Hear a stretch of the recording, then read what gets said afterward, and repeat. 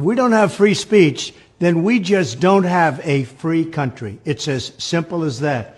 If this most fundamental right is allowed to perish, then the rest of our rights and liberties will topple, just like dominoes, one by one. They'll go down.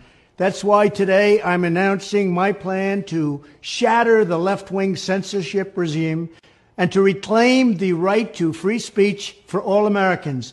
And reclaim is a very important word in this case because they've taken it away. In recent weeks, bombshell reports have confirmed that a sinister group of deep state bureaucrats, Silicon Valley tyrants, left-wing activists, and depraved corporate news media have been conspiring to manipulate and silence the American people.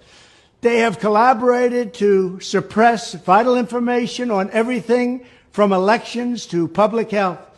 The censorship cartel must be dismantled and destroyed, and it must happen immediately. And here's my plan.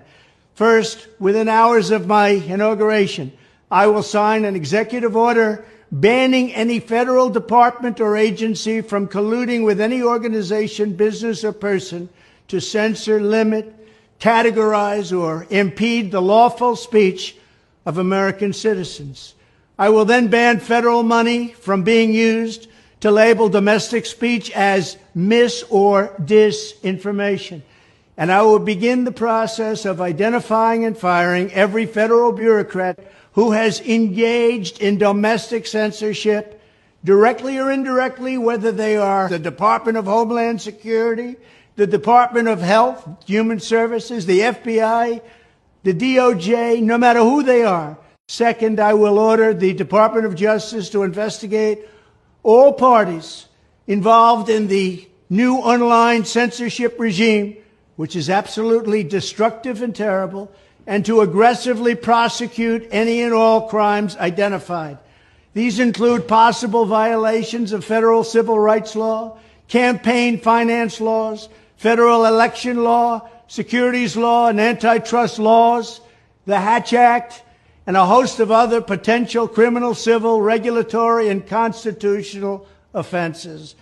To assist in these efforts, I am urging House Republicans to immediately send preservation letters, and we have to do this right now, to the Biden administration, the Biden campaign, and every Silicon Valley tech giant, ordering them not to destroy evidence of censorship. Third, upon my inauguration as president, I will ask Congress to send a bill to my desk revising Section 230 to get big online platforms out of censorship business. From now on, digital platforms should only qualify for immunity protection under Section 230 if they meet high standards of neutrality, transparency, fairness, and non-discrimination. We should require these platforms to increase their efforts to take down unlawful content such as child exploitation and promoting terrorism, while dramatically curtailing their power to arbitrarily restrict lawful speech. Fourth, we need to break up the entire toxic censorship industry that has arisen under the false guise of tackling so-called mis- and disinformation. The federal government should immediately stop funding all nonprofits and academic programs that support this authoritarian project. If any U.S. university is discovered to have engaged in censorship activities or election interferences in the past, such as flagging social media content for removal of blacklisting, those universities should lose federal research dollars and federal student loan support for a period of 5 years and maybe more. We should also enact new laws laying out clear criminal penalties for federal bureaucrats who partner with private entities to do an end run around the Constitution and deprive Americans of their First, Fourth, and Fifth Amendment rights. In other words, deprive them of their vote. And once you lose those elections, and once you lose your borders like we have, you no longer have a country.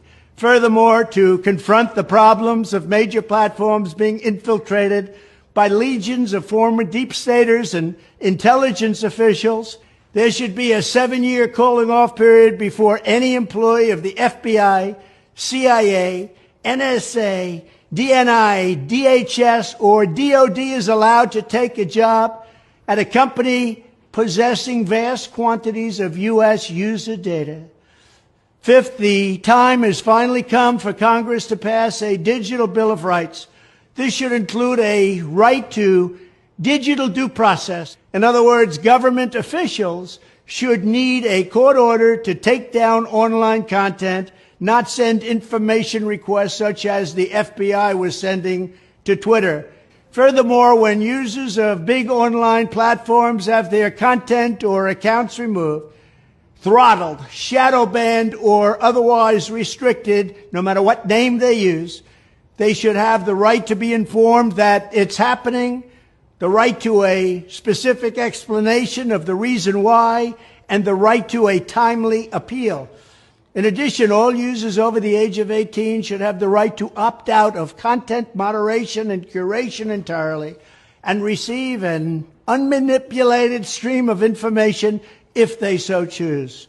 The fight for free speech is a matter of victory or death for America and for the survival of Western civilization itself. When I am president, this whole rotten system of censorship and information control will be ripped out of the system at large. There won't be anything left. By restoring free speech, we'll begin to reclaim our democracy and save our nation. Thank you, and God bless America.